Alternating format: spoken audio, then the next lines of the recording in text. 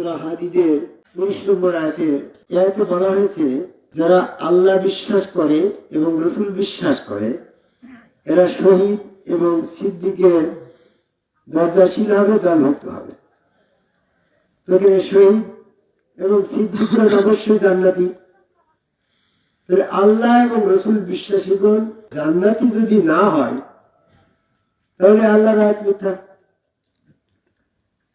আল্লাহর আয়াত তো মিথ্যা নয়।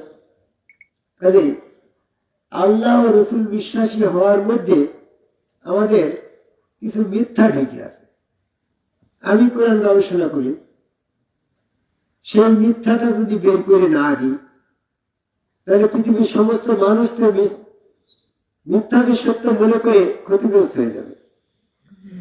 এই যেমন কারেন্ট আবিষ্কার হয়েছে, যিনি আবিষ্কার করেছেন, গবেষণা করেছেন, তার গবেষণালব্ধ ফল দিয়ে আমরা আজকে কারেন্টের মাধ্যমে, বিদ্যুতের মাধ্যমে সমস্ত সুবিধাগুলো পাচ্ছি। তো ঠিক আমি একদিন কোরআন গবেষণা করি, এই বিশ্বাস শব্দটা যদি গবেষণা করে বের করে না দিতে পারি তাহলে তো তথাকথিত বিশ্বাস দিয়ে মানুষ মুক্তি পাচ্ছে না। তো আমি শুধু আজকে এই তফসিরে আল্লাহ বিশ্বাস, রাসূল বিশ্বাস, এই দুইটার সাথে বিশ্বাস শব্দ যুক্ত আছে। আমি বিশ্বাসটা সংজ্ঞায়িত করি। What is the definition of the belief according to the Holy Quran? কোরআন মোতাবেক বিশ্বাসের সংজ্ঞাটা কি হবে, এটা আমি এই আয়াত দিয়ে বলব। প্রচলিত ধর্ম সমাজের মধ্যে যারা আল্লাহ বিশ্বাস করছি, রাসূল বিশ্বাস করছি, এই ধরনের আল্লাহ বিশ্বাস ইবলীসেরও আছে, এই ধরনের রাসূল বিশ্বাস ইবলীসেরও আছে। তাহলে যে ধরনের বিশ্বাস ইবলীসের আছে সেই ধরনের আল্লাহ বিশ্বাস, রাসূল বিশ্বাস আপনার আছে। আপনি যদি শহীদ সিদ্দিকের দরজাশীল হয়ে জান্নাতে যান তাহলে ইবলীসও তো দাবি করবে। আর ইবলীস যদি জান্নাতে না যায়, আপনাকে যদি ওই একই বিশ্বাস, একই দ্বারাই বিশ্বাসী হয়ে জান্নাত হয়ে যায়, তাহলে তো ন্যায় বিচার প্রশ্নবিদ্ধ হয়। আল্লাহ তো ন্যায় বিচার সূরা আরাফের 29 নম্বর আয়াত। তাহলে আমি বিশ্বাসের সংজ্ঞাটা যদি এইভাবে দিই যে মোহাম্মদ রাসূল বিশ্বাসের সংজ্ঞাটা যদি এখন আমরা বলি, মোহাম্মদ সাল্লাল্লাহু আলাইহি ওয়াসাল্লাম রাসূল, এটা প্রতিষ্ঠিত সত্য। এই সত্যকে রাসূল বলার ভিতরে বিশ্বাস শব্দ যুক্ত নেই, কিন্তু প্রতিষ্ঠিত হয়ে গেছে। ওই সত্য প্রতিষ্ঠিত সত্য, কোনো বিশ্বাসের কোনো দরকার হচ্ছে না। আপনি মুহাম্মদ সাল্লাল্লাহু আলাইহি ওয়াসাল্লামকে রাসূল বলে বিশ্বাস করলেন, মুহাম্মদ সাল্লাল্লাহু আলাইহি ওয়াসাল্লাম রাসূল। আপনি অবিশ্বাস করলেন, মুহাম্মদ সাল্লাল্লাহু আলাইহি ওয়াসাল্লাম রাসূল।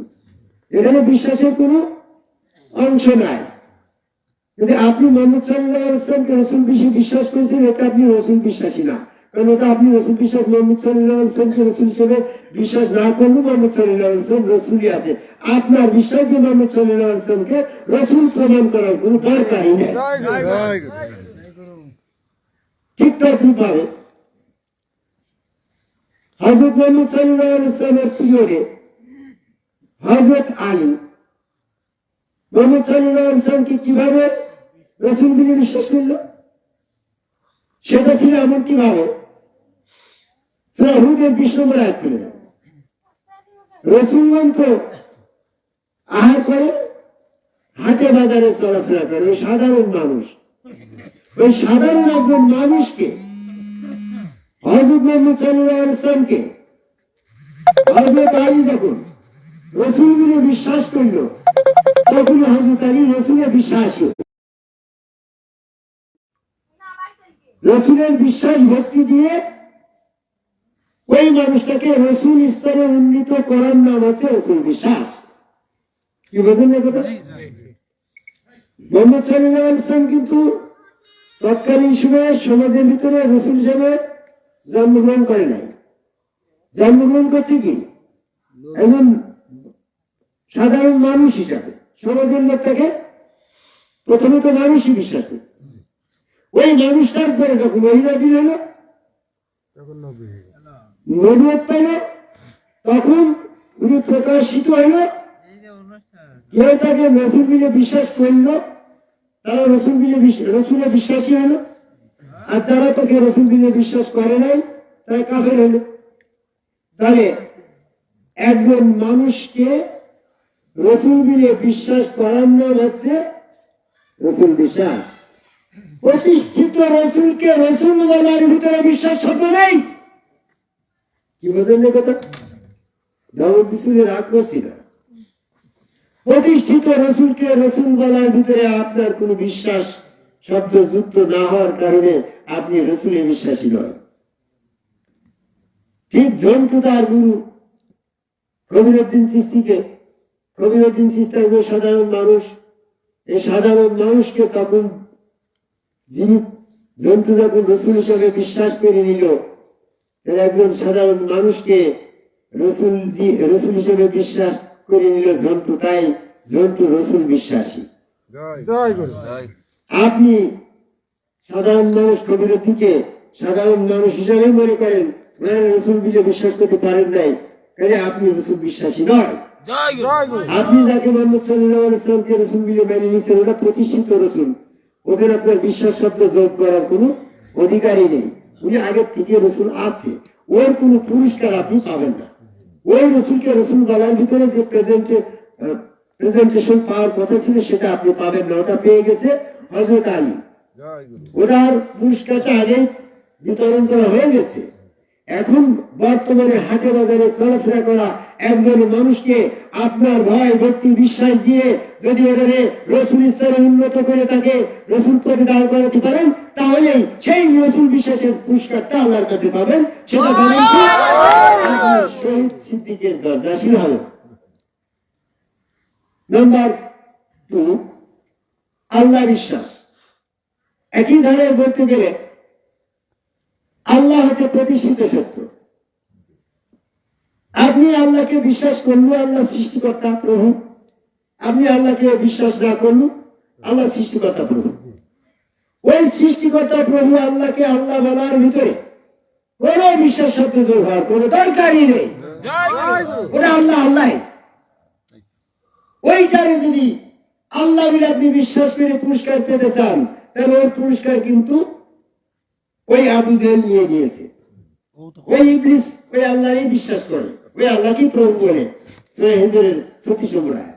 কাজে ওইভাবে আপনি আল্লাহকে বিশ্বাস করে আপনি কোন পুরস্কার পাবেন না। যদি আপনি ওই আল্লাহকে বিশ্বাস করে পুরস্কার পাওয়ার অধিকারী হন, তাহলে ইবলিস কিন্তু তার দাবিদার আগেই হয়ে যায়।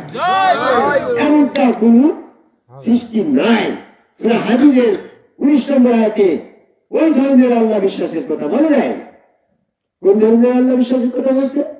আসেন, শুধু শুনলেই হবে না, হঠাৎ হেয়ারের ফলে আমি যখন শুনি সেটা ভুলে যায়।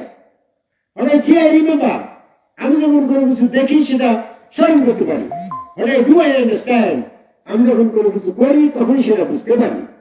আপনি শুনবেন, বুঝবেন না, দেখবেন, স্মরণ করতে পারবেন, বুঝতে পারবেন না। যখন এটা বাস্তবে করবেন তখন আপনি বলবেন এটা সঠিক কি ভুল। এই জন্য আমি সেই জায়গায় কথা বলতে চাই, আল্লাহ বিশ্বাসটা হযরত আলীর কেমন ছিল। হযরত আলী বিশ্বাস করলো আমার রাসূল মুহাম্মদ সাল্লাল্লাহু আলাইহি ওয়াসাল্লামের হাত আল্লাহর হাত। সূরা আল-ফাতিহা 10 নম্বর আয়াত। মুহাম্মদ সাল্লাল্লাহু আলাইহি ওয়াসাল্লামের কাছে বায়াত হলে আল্লাহর কাছে বায়াত হওয়া যায়। সূরা আল-ফাতিহা 10 নম্বর আয়াত।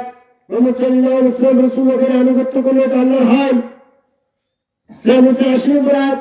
মুহাম্মদ সাল্লাল্লাহু আলাইহি ওয়াসাল্লামের অনুকরণ অনুসরণ করলে আল্লাহর মাবুদ করা হয়। সূরা ইমরানের 31 নম্বর আয়াত। মুহাম্মদ সাল্লাল্লাহু আলাইহি ওয়াসাল্লামের ভিতরে স্বয়ং আল্লাহ সক্রিয়।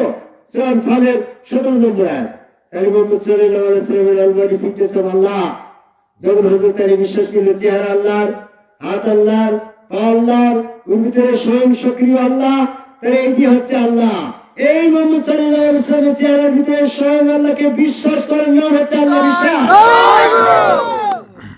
এখানে ব্যক্তি মুহাম্মদ সাল্লাল্লাহু আলাইহি ওয়াসাল্লামকে রাসূল বিশ্বাস করার পুরস্কার প্রেজেন্টেশন সে রাসূল বিশ্বাসী হলো।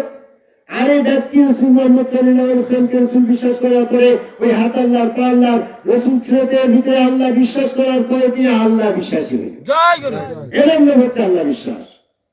আর এই আল্লাহ বিশ্বাসের দলিল কি, প্রমাণ কি? যখন তিনি বললেন যে এটা আমার আল্লাহ, তখন বাস্তবে প্রমাণ করার জন্য যেমন ফেরেশতাদেরকে বলা হলো আদম আলাইহিস সালামের চেহারা আল্লাহ চেহারা, ওর ভিতরে স্বয়ং আল্লাহ, এটা কি তোমরা আদম রূপে আল্লাহ বিশ্বাস করলে? তারা ফেরেশতারা বলল হ্যাঁ হ্যাঁ করলাম। তখন বলে বাস্তবে রূপ নেওয়া কি করবো? ওয়াসজুদু লিআদম, তাহলে সেখানে সেজদা করো। ফেরেশতারা যখন সেজদা করলো, তখন ফেরেশতারা আদম আলাইহিস সালামকে রাসূল বলে বিশ্বাস করেছিল, এটা প্রমাণ হলো। আদম আলাইহিস সালামকে রাসূল ওই রূপে আল্লাহ বিশ্বাস করেছিল, তার সেজদার মাধ্যমে দিয়ে সেটা প্রমাণ করেছিল।